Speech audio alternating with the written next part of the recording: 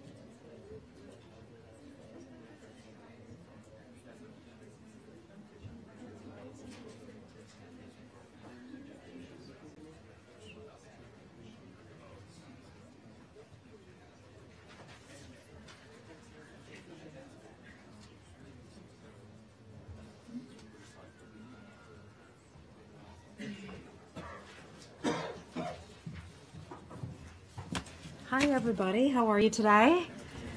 Thank you so much for coming in. We have some visitors again today, including Robert's brother, Jerry, who is visiting from, where are you visiting from, Jerry? North Carolina. North Carolina, welcome. Glad to have you here. Everybody, thanks so much for coming. I brought a few extra guests with me today as a part of our effort to try to bring more of our experts into the room to provide you information on timely issues. I just want to add on a personal note to that, my colleagues who are joining us have served at the State Department for 15 and 17 years respectively.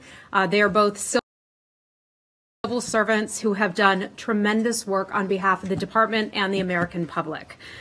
We have a tremendous amount of respect for both our functional regional bureaus, our foreign service officers, our career civil servants, and I want to highlight some of the excellent work that they are doing. They are tremendous patriots. They've served all around the world, many of them have, and are really an example of State Department's best and brightest.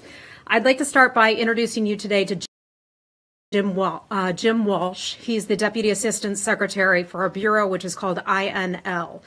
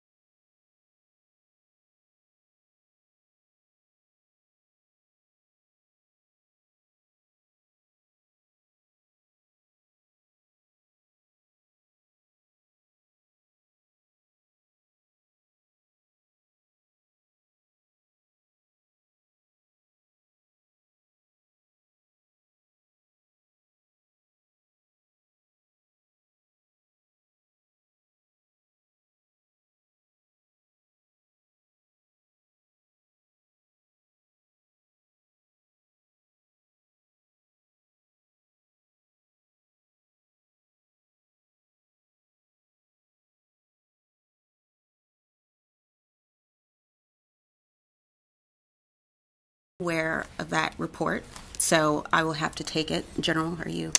No, I just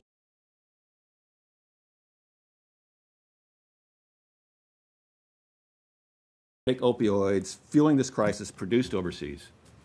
Transnational criminal organizations moving this deadly product. Our national strategy to respond to this crisis must include an international component.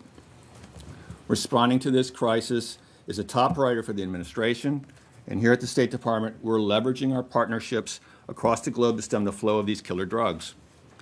We're pulling diplomatic levers, both bilaterally and multilaterally, and using foreign assistance to protect U.S. communities. Effective October 18th, criminals now have a tougher time producing fentanyl because two major ingredients needed to produce this dangerous drug are now internationally controlled. The State Department led a robust diplomatic campaign to advocate for this result, which culminated in a unanimous international vote to impose the new restrictions. This is just one important step in our efforts to reduce the supply of deadly synthetic opioids and ultimately help save American lives. On the other side of the globe, we are working with China. We are encouraging China to continue to crack down on illegal production and trafficking of synthetic opioids.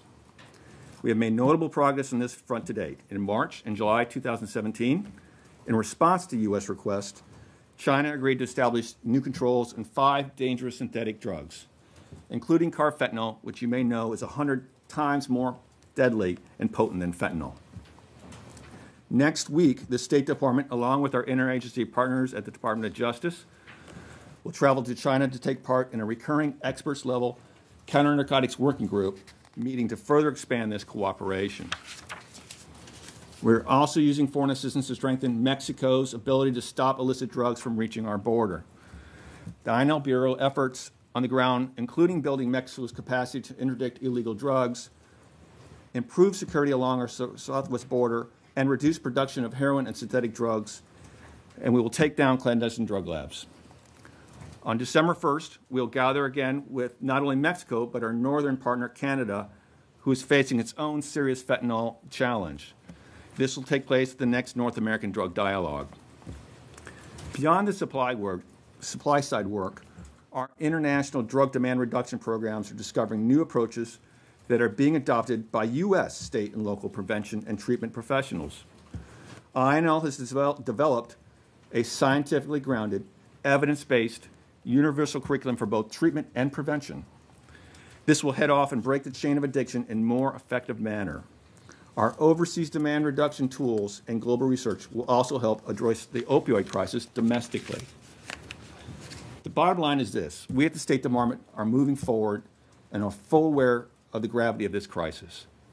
With over 64,000 Americans dead from overdoses since 2016, with drug traffickers taking advantage of new ways to move and sell their product, including through the dark web, and rogue chemists developing insidious new synthetic drugs at an alarming rate, we must constantly be adapting our approach and responding to new and deadly realities.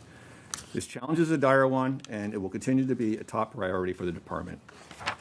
Thank you. I'll take a few questions. Who would like to start? Come on, no one's curious in this room? You're reporters. Okay.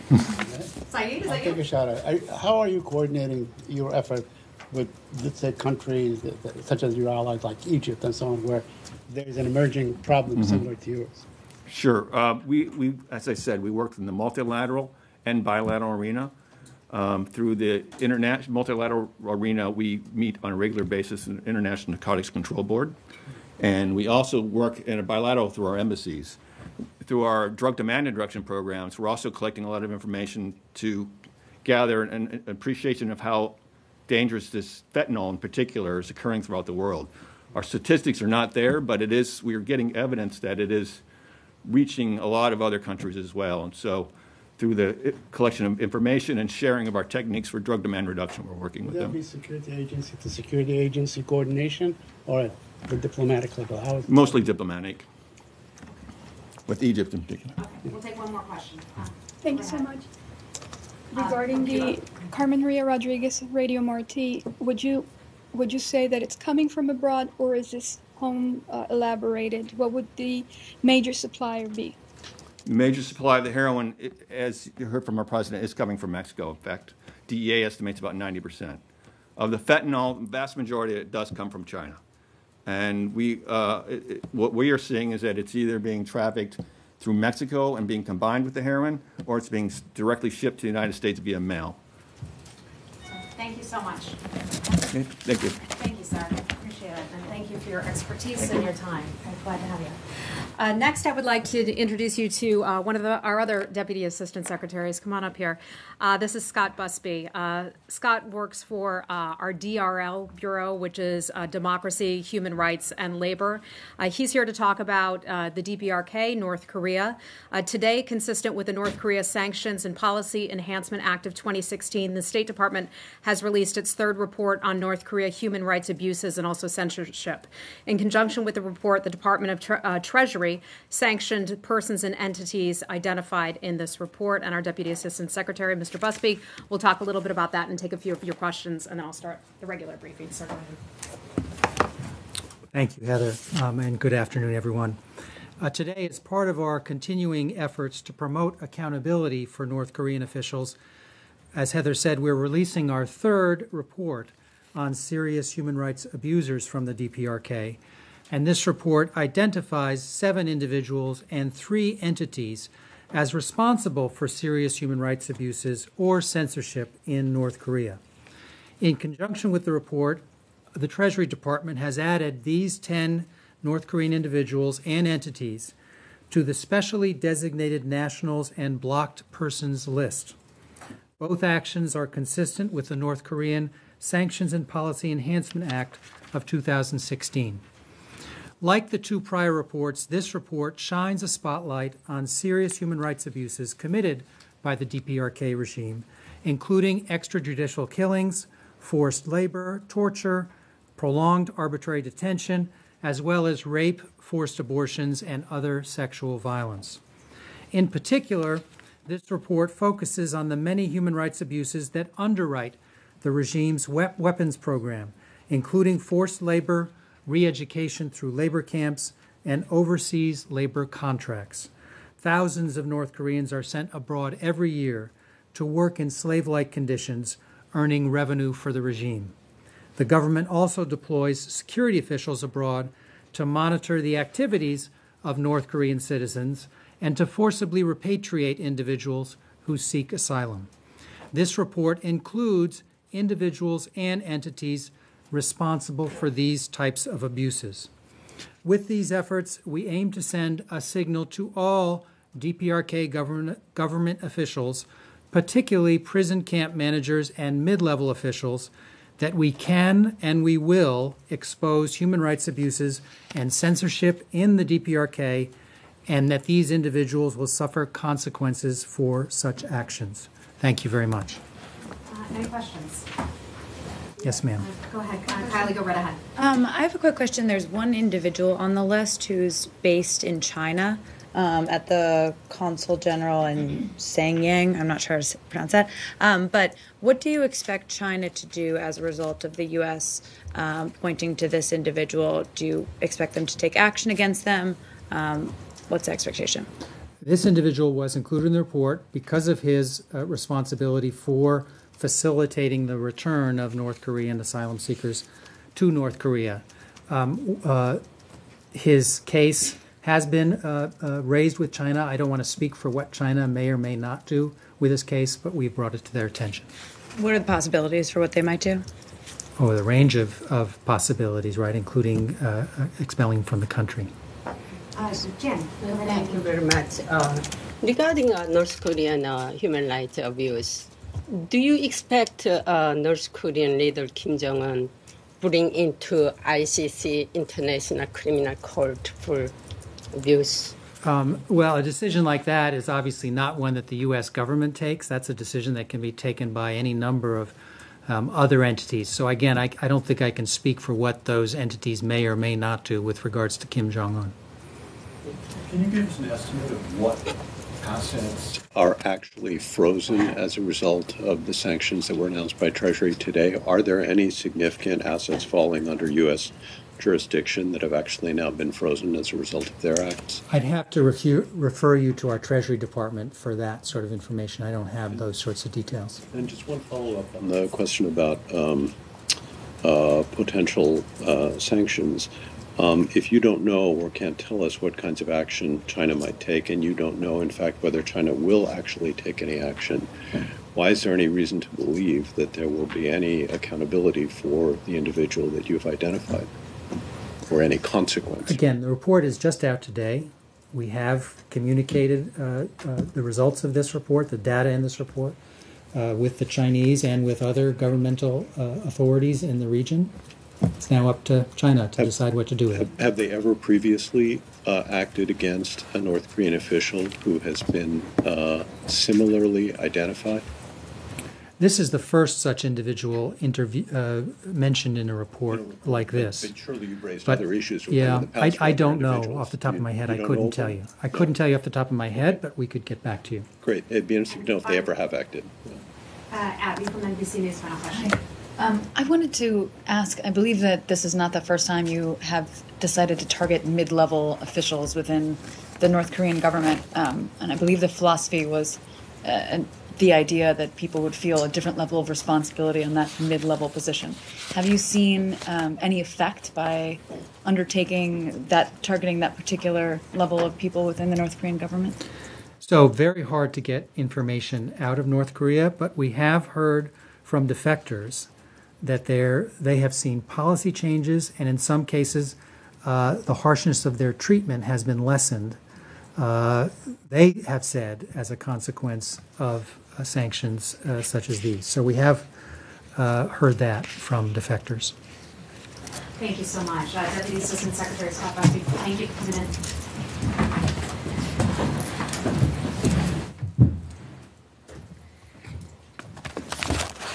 And thanks again to DRL for the good work that you do. Thank you. Okay, a couple pieces of news before we get on to your questions. First, I'd like to start out with mentioning something about USAID Administrator Mark Green. He's traveling in Mexico City today. He's meeting with Mexican officials to discuss greater development cooperation in Central America, the enhanced cooperation in El Salvador, Guatemala, and also Honduras aims to tackle the drivers of irregular migration by advancing prosperity and good governance, tackling corruption and reducing crime and violence. We're working to help the people of Central America have hope and a future in Central America. The administrator's trip to Mexico is a follow-up to discussions between the United States and Mexico at the Conference on Security and Prosperity in Miami in June of earlier this year.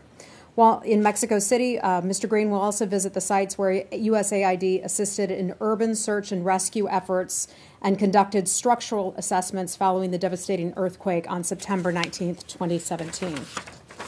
A bit about Secretary Tillerson. As many of you know, he was in Geneva today, and that is where he met with the U.S. Special Envoy for Syria, Staffan de Mistura. He conducted a press availability. You all should have the transcript of that by now. And he also stopped by our mission in Geneva to meet with some of our embassy employees and their families. I know it's something that he always looks forward to doing.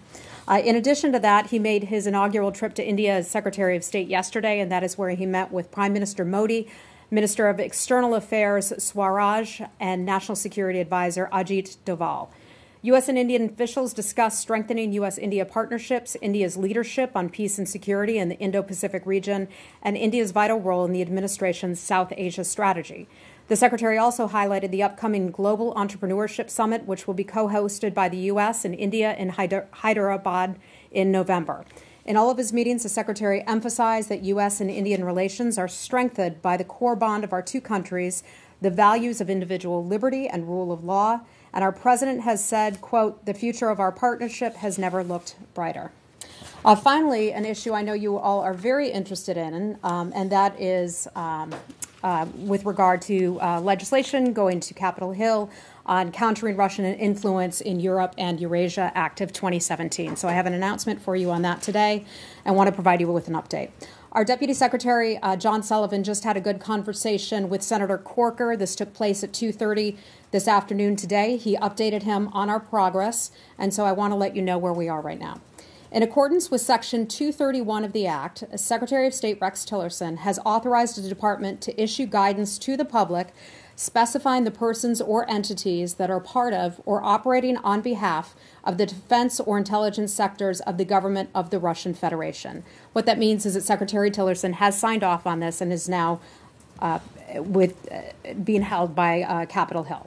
The Department is currently informing Congress, key U.S. industry stakeholders, and our allies and partners of our Section 231 guidance.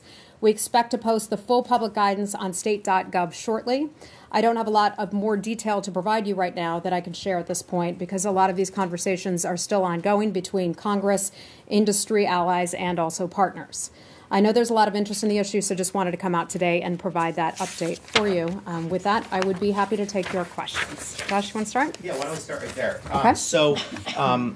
Correct me if I'm wrong, but what I read from what you were just saying is, we've talked in the past about how there were concerns about how our partners and certain businesses could run afoul of these sanctions because of the requirement that they not do business with the intelligence defense sector. So basically, you guys are laying out, here's a list of the ones you need to worry about in advance so that our allies and businesses could take preemptive measures to make sure that they don't run afoul of U.S. sanctions. Is that right? Well, what this is, and I want to be as clear as possible about this because we want to be able to get the details all very precise and correct. It's a complex piece of legislation right now. Many companies have a lot of questions about this. A lot of you had questions about why the delay, why it's taken a bit of time for the State Department to deliver this information to Congress. And that is because it's complex, complicated, and industry needs to know what will happen if they engage in certain activities. So some of this information is still being delivered to them. So I'm not going to be able to provide you a lot of details of the specifics right now. But what I can tell you is that we're having a lot of conversations with the industry, with members on Capitol Hill, providing them that guidance that is so well needed. And when we have the specifics for you to give that to you, we'll be able to provide that to the public. But this public guidance that you're going to put out with a list of who these people are who are associated with these two sectors, when that list is released, are those people then under U.S. sanction? Or this is just guidance on people who eventually would be under sanction?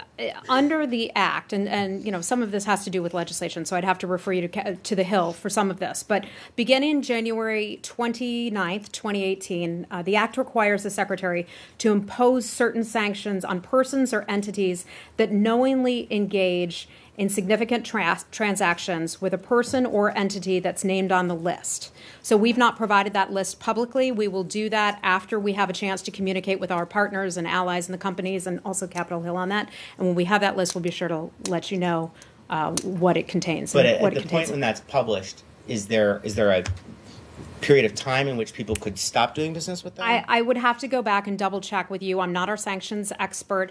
I believe that this goes back, dates back a few months. But again, I don't want to get further into that. I just have to double check for you. Just last question on this is that, whenever we ask you about potential sanctions in the future, you rightfully point out that we don't want to preview who we're going to sanction because then it gives people an opportunity to, shift money and evade the sanctions. So why in this instance does it seem like you're providing a public list of people who could be associated with sanctions in the future? I think part of this is to say to the companies, and many of these are big multinational companies, put them on alert that these are the types of things that they can't, these are the types of entities that they can no longer do business with. So it helps them to at least make their business decisions and be able to decide on the best course of action going forward. And so, hey, Michelle. Hi, thanks. The Secretary has signed off on guidance to the public or guidance going to companies or both? Like, what's coming out right now? So as I understand it, under the legislation, the Secretary had to provide this information to Capitol Hill. The information was delivered to Capitol Hill, and that is when our Deputy Secretary, John Sullivan, spoke with Chairman Corker a short while ago and told Chairman Corker that the information had been compiled and they would now have it going forward. Conversations are ongoing then with the companies, the various countries, our allies and partners, and so forth. So when do we expect to see this information publicly? I'm not sure just yet, but as soon as we get it, I'll be sure to let you know. And as far as the delay that has happened on this, with multiple other entities pointing the finger at the State Department, and then you explaining, well, it's complicated, it's taking a long time, we'll provide that guidance when... Yeah. I mean, now all of a sudden the Secretary has provided that guidance. Well, Did he need to rush the process, or...? This is something that's been in the works for quite some time. So when Capitol Hill said to the State Department, provide us this information, we were given about 2 months to pull it together, which is a relatively short period of time to be able to work through all of this, work across the interagency to determine the types of entities, the type of industry that would be affected, and to work out all those details. The Secretary is very hands-on in these types of things. So when information is initially provided to him, he may have additional questions that he wants to ask of our folks here internally. This, in addition to all the other world issues that we have to deal with. So the Secretary would then go back and ask additional questions of our staff, and then we provided it to Capitol Hill. So it took a little bit of time. The Secretary himself said that these are complex matters, and we want to make sure we get it right. It just seemed like a few days ago when we talked about this, it sounded like it was going to take much more time, and then bam, all of a sudden it's done That was today. people's assumption. And we didn't want to get ahead of the Secretary on that, but it has been teed up for some time. Okay, go ahead. Hold on. Let's get it. On Russia or these sanctions. Yeah. So the list that is shortly, like today, or shortly is this week. Should we expect? I'm not going to put a timeline on it, but I would not anticipate it today. Okay. So the list that's being provided to Congress today, that and industry, that is the list that was supposed to be delivered by October 1st, and then the January 29th date that you gave, that is when those people and entities on that list will be subject to penalties? So I can't confirm that. That is what I said to Josh, that I had to go back and just confirm. I want to make sure I get you the correct information on that. Okay. So at one point, your question is, would sanctions potentially kick in? Right. Like, would it be at some date in the future, or would they be retroactive? I just don't know the answer to that. So let me look into that and get back to you. And then second, in terms of the process, Treasury said that they had taken the requisite steps and then it was up to the State Department to finish that process. So from this building, you were looking at people and trying to figure out like what was happening. Like Treasury just had like some sort of, because I don't want to speak on behalf of Treasury. I haven't been over there to ask. But what was the process here? Like what kinds of things were you cross-referencing if well, they do the technical? It's a complex process. A lot of these involve internal conversations, and we don't divulge a lot of our internal conversations or our processes. It would bore you to death. Probably. No, not you, Felicia. Not you. Well, many people it would bore to death. So, I mean, these are just things that take some time to put together, the questions to ask about what industries would be affected, how they might be affected, and then be able to determine all of that going forward. To your question about the January date, let me just reiterate this again. Beginning January 29th, 2018, the Act requires the Secretary to impose certain sanctions on persons or entities that knowingly engage in significant transactions with a person or an entity that is named on the list. That is a list that we will publish shortly. Again, I don't have a timeline on that, but when I have more for you, I'll let you know. The people on the list, they're not already on sanctions list, right? I'm not aware of that. Okay, I'm these just are not, like new people sanctioned, and then sanctions on people who do business with those. I'm not aware of that. So okay. I'm not aware of whether they're currently under sanction or not. If I can get that answer for you, I certainly will. Anything else on Russia? Hold on. Doing once they see the list, stop. I'm not in the position to advise the companies on this. I know they will have a lot of lawyers. I know they're going to be in conversations with the State Department as as a part of this. So I don't want to get ahead and tell them, advise them what to do. It's our job to explain to them what. No, I understand that. I understand that, and I imagine that they will be in conversations with the State Department going forward. Again, I don't have a lot more information to provide you right now, but this is the new piece of information today that the Secretary signed off on it. It now lives on Capitol Hill. When I get you more information to you, when I get more information, I promise I will bring it to you. Okay? Okay, hold on. One clarification on that. Yes. The guidance that is going to be provided to Capitol Hill, I think Felicia suggested it would be provided to Capitol Hill and to industry. Is that right, or is it just going to Capitol Hill now and it will be provided publicly at some later date? I don't know if it's being done simultaneously with industry and Capitol Hill, or exactly how that which will come first, if it's happening simultaneously. When it's publicly available, that will be in the near future. Okay? Does Congress have to approve the list, or is that just the list they get? I don't know. Again, I can try to get more information from some of our experts on this type of thing, but this is all very new. We're just unrolling that today. Can we bring those experts in here? Like today? Okay. Okay. Are we Connor? On the Russia part, when you say he was hands-on in the process, is yes. that in developing the guidance, or is that in the naming of particular individuals? I think the Secretary was involved in the overall process. I highly doubt that he would be pulling names out of a hat and defining naming certain individuals. The other part of the legislation called for sanctions on North Korea and Iran. Do you know if that guidance has been created already? That I'm not aware of. I'm only aware of the Russian part today. Okay, let's move on. To the Secretary's meeting with Mr. de Mistura. Okay. Okay. In Geneva, he said that he wants a united Syria, a future united Syria, without the Assad family in it. Is that a new position? No. Because the position in the past has been, that's a Syrian business. So we have, the Secretary has consistent. Hi, Nicole. I see your question. Hold on. The Secretary has consistently said that we do not see a Syria in the long run with the Assad regime running it. He's been very clear about that. No, let me finish. Nothing about that has changed, but ultimately that will be a Syrian-led decision. We are strong supporters of the Geneva process. The Secretary was engaged in conversations with Mr. de Mistura earlier today about that very process.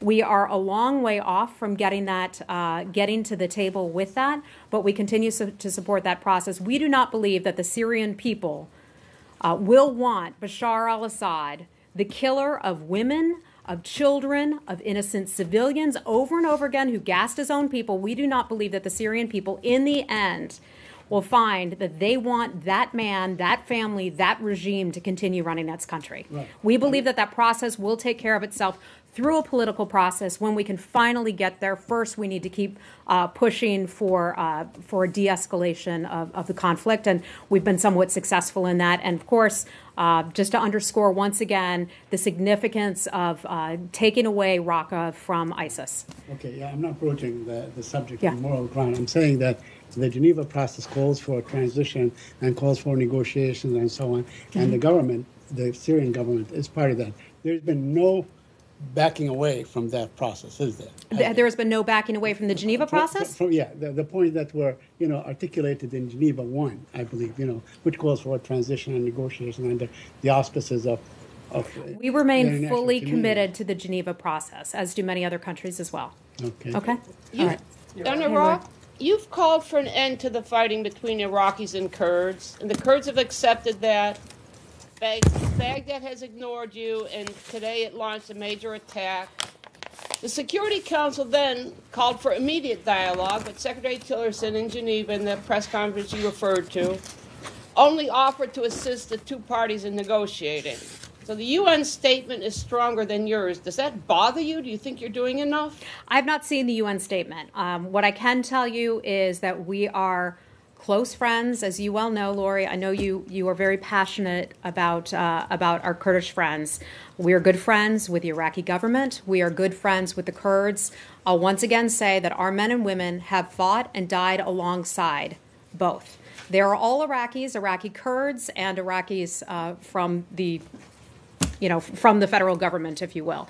In terms of the skirmishes and the activities that are taking place, I just want to say one more time, as we have said for months now, we want them to come together, to have conversations. We believe that the time is now. We would like to see them commit to a timetable for sitting down and having talks. It is a shame to see the Iraqi Kurds and the Iraqis fighting one another. They had fought so hard together to try to decimate ISIS. They have been successful in that.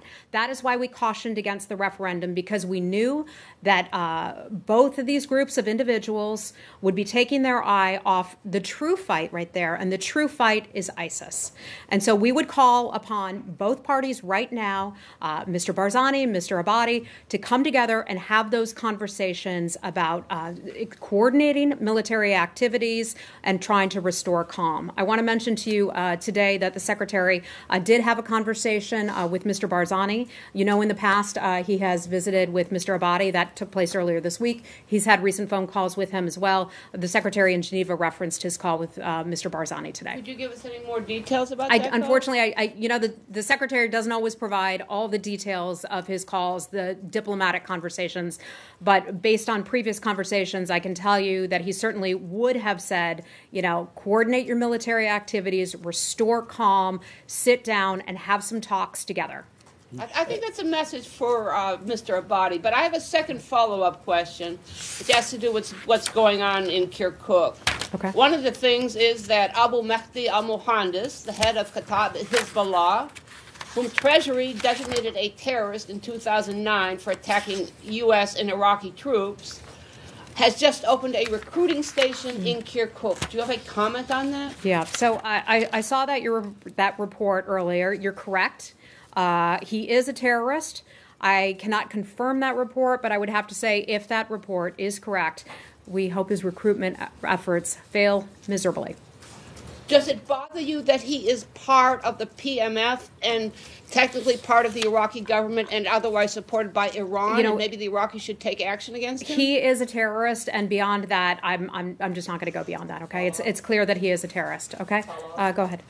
Yes, in the clashes that you've just regretted, American military equipment is being used. Both sides have been armed by America in the past. If this continues, will it have any implications on your willingness to continue to supply this kind of? Dave, I can't confirm myself if that's taking place. I would just have to refer you to DOD on that. Okay. I wanted to follow up on Lori's first question. Yeah. In what manner is the Secretary talking about helping to assist conversations between the two leaders? Well, Does he want to facilitate? We have said this before. If we're asked to do something, we will take part in that. If the Kurds ask us to sit down and help facilitate that kind of dialogue, we would certainly do that, if asked. We've not been asked at this point, at least not to my knowledge. We have a lot of ongoing conversations with Mr. Barzani, also with Mr. Abadi. And by the way, our folks at the embassy there, our ambassador has been engaged in conversations virtually every day about this issue. So those conversations are ongoing. And just one more time, let me just say, we would like to see calm. But Barzani expressed his acceptance to freeze the result. I mean, his willingness. To what? I'm sorry? Barzani expressed his willingness to freeze the result of the referendum that was held last month. But it was turned down by the Iraqi government as well as by the Turkish government. So what is your position? Again, we would like... They said it was not enough. Yeah, I'm not going to get into the specifics of that. What I will go back to say one more time is that we would like to see them sit down and have a conversation together and work all that out. Okay? Hey, how you doing? So, for Matthew, the Amnesty International report, I asked you about it in the previous briefing. Okay. Do you have something about that? Remind me, it was an Amnesty International report on... About Tuz Hormatu, where the tens of thousands of Kurds have been displaced because of the clashes. Yeah, I'm afraid I don't think I do have anything for you on that today, but we'll talk about it after the briefing, and I'll see if I can get anything for you on that, okay? Just one more question. I know you welcomed the decision by the Kurds to freeze the results of the referendum. Do you think that provides the basis for negotiations between Baghdad and Kurdistan? In other words, do you think the ball is in Baghdad's court now? I think some of that is up for them to decide themselves. We ask for them to sit down and have a conversation. We would like to see a timeline for those conversations to begin. I'm not going to comment on some of the internal, debates that they're having. I'm just not going to go there, but we hope that they'll sit down and have a talk soon. Okay? Thanks. Okay. Let's. Niger. Sorry. Go ahead. Okay. Are you sure? Great, thanks. You two just look like a married couple there. Known each other a long time. Are you sure? Okay, sorry, so Michelle. What do you want to talk Niger, about? Yeah. What has been the U.S. ambassador's and the State Department's stance on increasing equipment for the military there, and things like arming U.S. drones? That would totally be in DOD's lane or an intelligence-related matter. I'm not aware of the State Department having any equity in that. Yeah, I mean, the State Department said days ago that this is a collaborative process and a close partnership in determining what the footprint of each is there.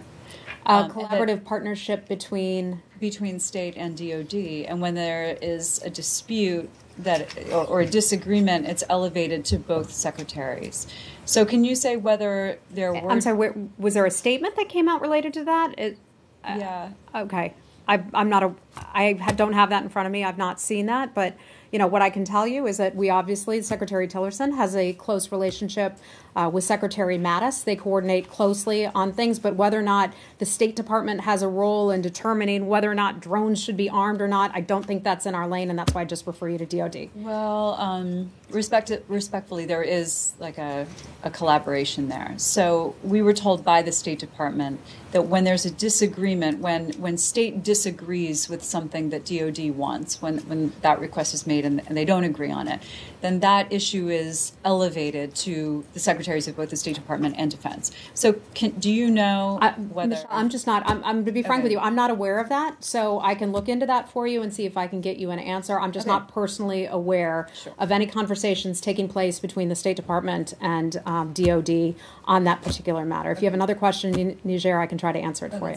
Okay. Can I ask a question on the Palestinian Israeli issue? Really Okay, wait, anything else on Niger? Okay, let's move on. Let's go on to Israel. The Israeli cabinet is set to approve annexing settlements, about 19 settlements in all, which will render the possibility of a two-state solution almost completely impossible. That is set to take place next week. This is what is it? What is set to take place next week? They're going to vote on the annexation of some 19 settlements, including the largest settlement, Mali Adamim, to Jerusalem, which will, basically bisect and dissect Palestinian territory. Yeah. So my understanding is that piece of legislation is in the early stages of development. Right. Some of these would be internal matters that I wouldn't want to comment on the debating of legislation there, just like we don't comment on the debate of legislation here in Washington. I know that it has to go through several steps before it would even become law. As a general matter, though, and I will say this, salute to you once again, we continue to encourage both sides to take appropriate actions to ease tensions and build an environment that would support concluding a conflict-ending peace agreement. Okay? Anything else on Israel? Yes. So Vice President Pence last night said that President Trump has ordered the State Department to, quote, stop funding ineffective UN relief programs, and that from this day forward, this day actually being yesterday, that the U.S. support for persecuted communities will go through U.S. aid as opposed to the United Nations. Mm-hmm. Can you tell us what that means, what agencies that affects, and how that'll be carried out? Okay, I will do my best to try to do that. This is not a new concept. This is something that people have been talking about within the administration for quite some time. The president, along with the vice president, back on the campaign trail, had talked about their sincere concern, their disgust at seeing the plight of Christians and other minorities in Iraq and in the Middle East, certainly as well. They wanted to do something about it. Christians have been persecuted. We've talked about this before. The Yazidis have as well. The secretary deemed it genocide not too long ago, what has happened to the Yazidis, Christians, and some Shia in Iraq. Bless you. This is something they care about deeply. The vice president announced a new initiative. Some of the details are still being worked out. What I can tell you is at the end of this, the United States will remain the world's most generous, largest humanitarian donor in the world. We will continue supporting vulnerable people all around the globe. This will also include Christians, Yazidis, other religious minorities. The president cares about this issue deeply. This administration, as have other administrations in the past, don't want to shy away from funding religious-based NGOs. The UN will still get some of its money for this, but we will look for other avenues in which to more efficiently fund these types of religious minorities so that they can eventually return back home. So it's not a blanket. We're cutting off all funding to UN relief agencies? No. Okay. So this does not apply to all UN programs. It applies to programs that address the persecuted and displaced religious minority communities. USAID will be involved in this. The State Department will as well. But again, this is still being developed.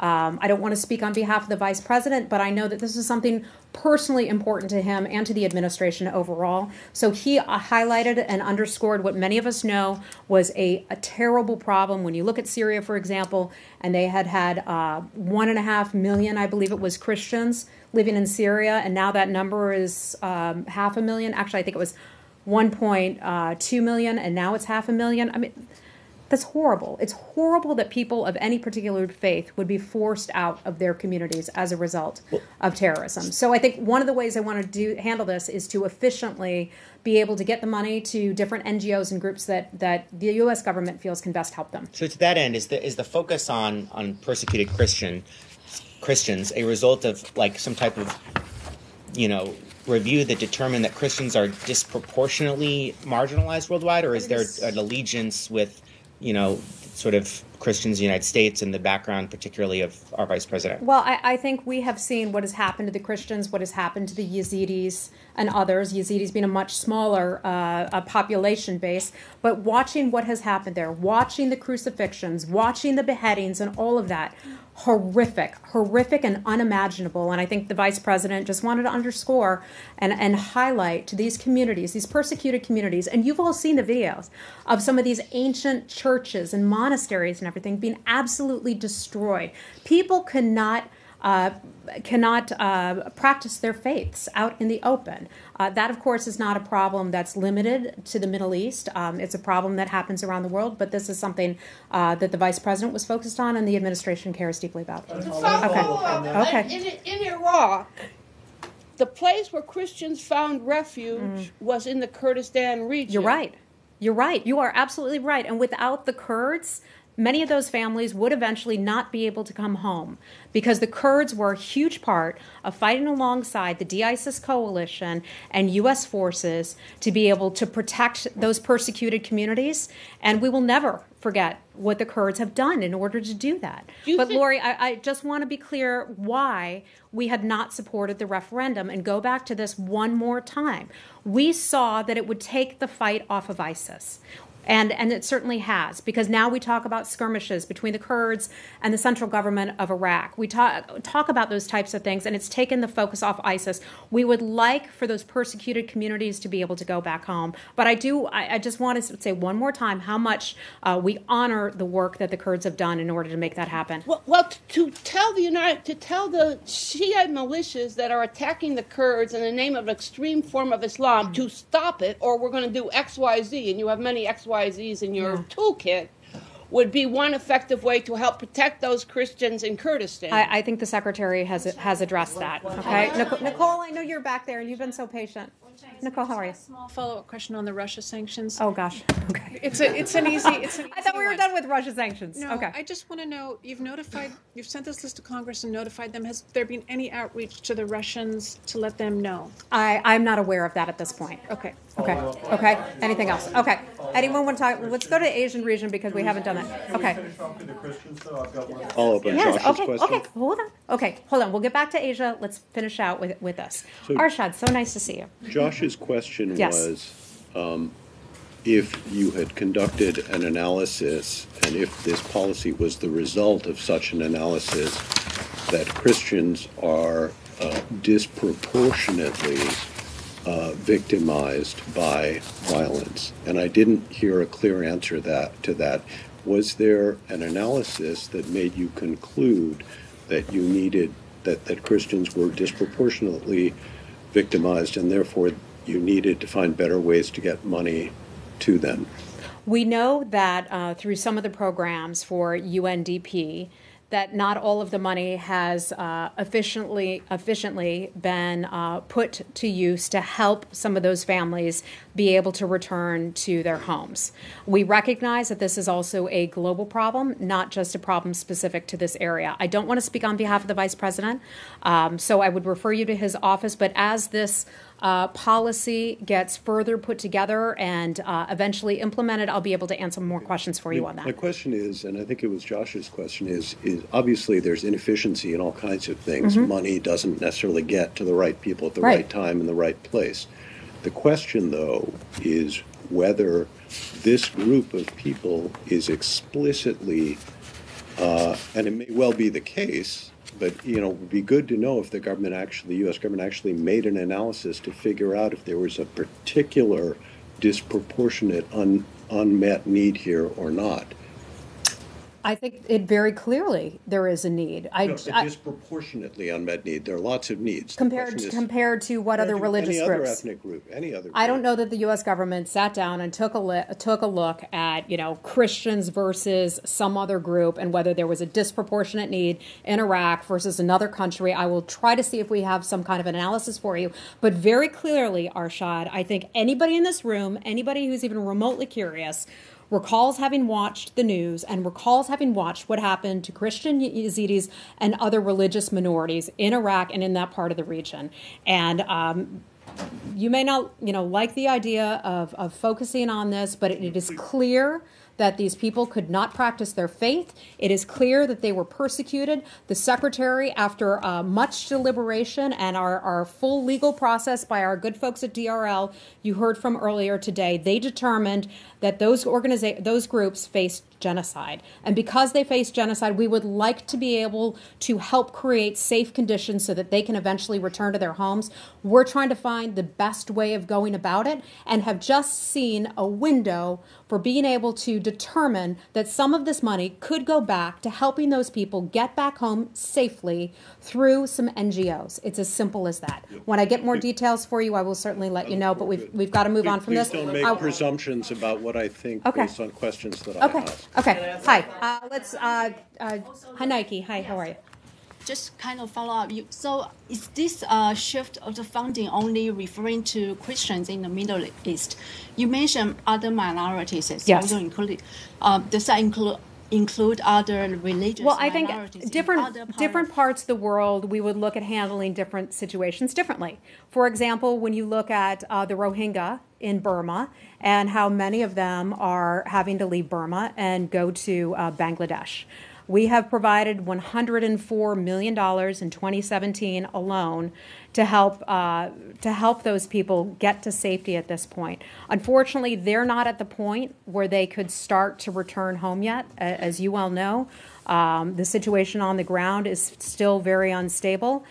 We have a little bit of a better situation, both in Iraq and Syria, because we're well ahead in that campaign, if you will, than folks there. So we'll continue to look at this around the world and see how we can best make decisions and get the money out there to help the people. Can we get some idea of how much money are we talking about would be?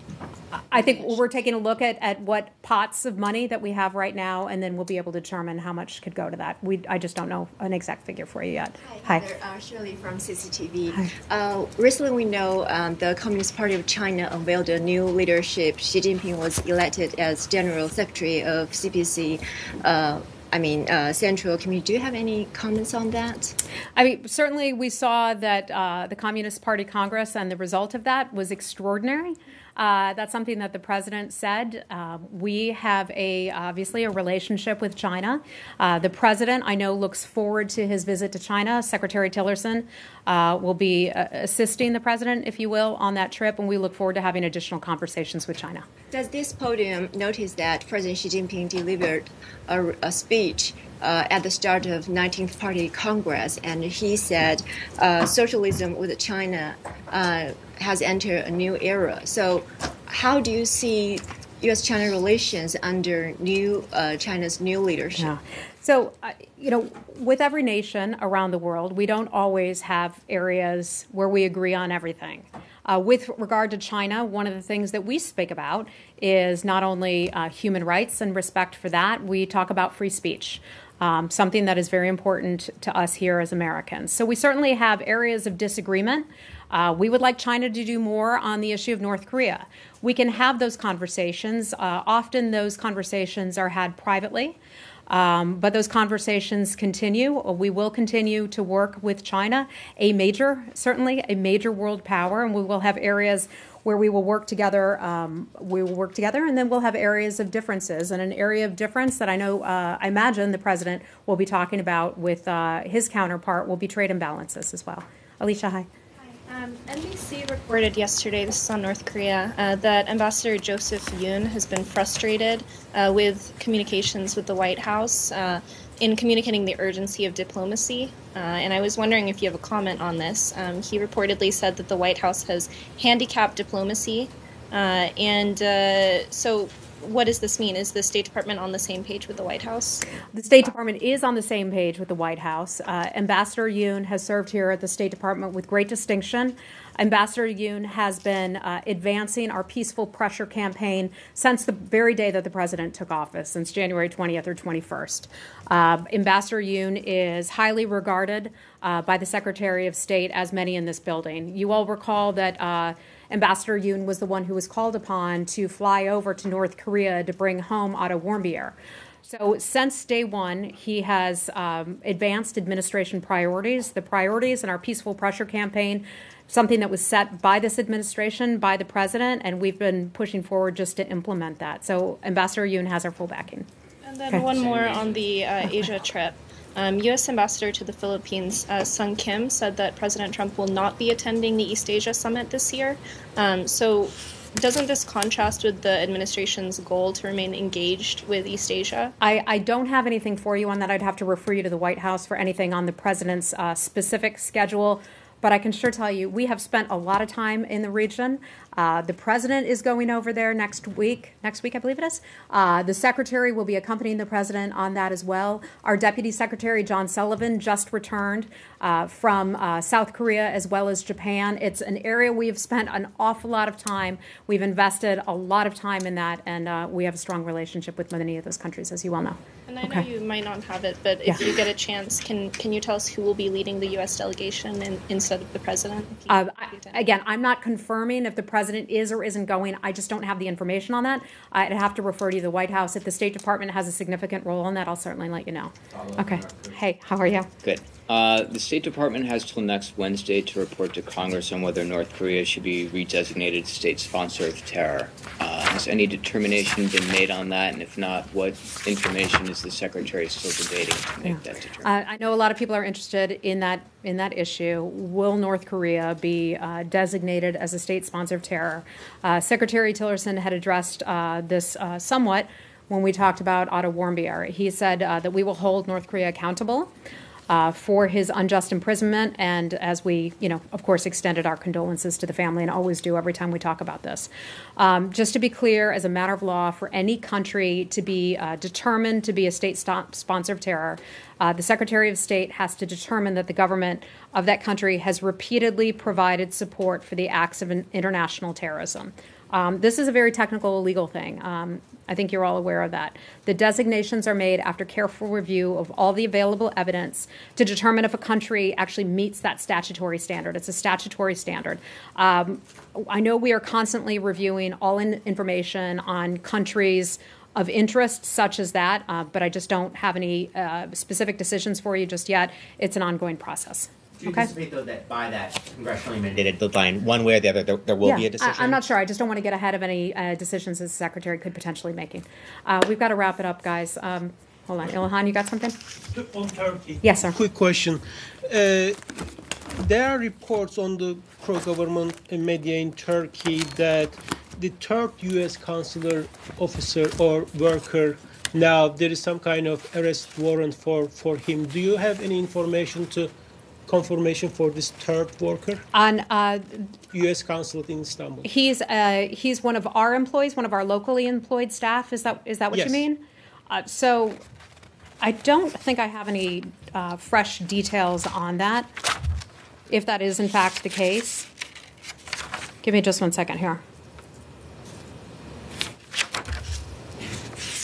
I'm afraid I don't believe I have anything new for you on that, unless I'm just missing it. Robert, do you know if we have anything new on that?